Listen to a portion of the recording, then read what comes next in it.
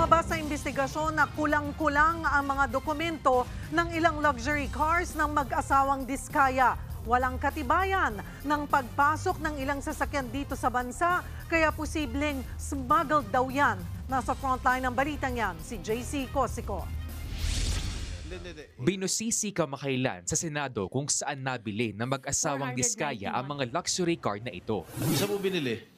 Sa dealer po. Dito, sa Pilipinas? Yes po. Hindi ka nag-import? No po. Pero sa pagsisiyasat ng Bureau of Customs, napag-alamang kulang-kulang pala ang mga dokumento nito.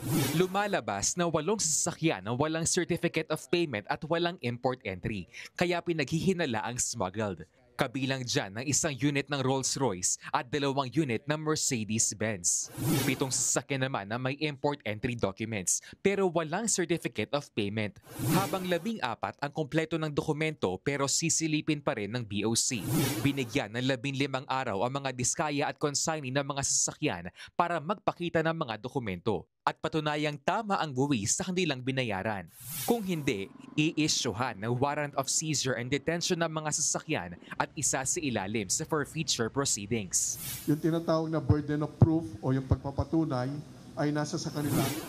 Pero giit ng kampo ng mga Diskaya, lehitimo at nabili ang mga sasakyan sa mga authorized car dealer sa bansa. Nung binili ng Diskaya yan, buyers in good faith sila. Kung may problema man sa pagpasok, hindi ho namin problema yon. Problema ho yun ng car dealer. Dati na rin nilang sinabi na handang magbayad ang mga Diskaya sakaling makitang kulang ang binayarang buwis para sa luxury cars. Pero ayon sa BOC, Pag more than 30%, hindi na po pwede. Kasi considered smuggled na may fraud na po yun. pero paano nga bang nakalusot ang mga sasakyan? Ayon sa BOC, higit 10 empleyado nila, kabilang ang ilang appraisers, examiners at division heads, ang itinuturing na persons of interest. Pagpapaliwanagin sila kung bakit nakalusot yan kahit kulang ang mga dokumento. Nagbabalita mula sa Frontline, JC Cosico, News 5. Mga kapatid, Cheryl Cosing po. Maging maalam at may pakialam sa mga napapanahong issue at headlines. Mag-follow at mag-subscribe na sa social media pages ng News 5.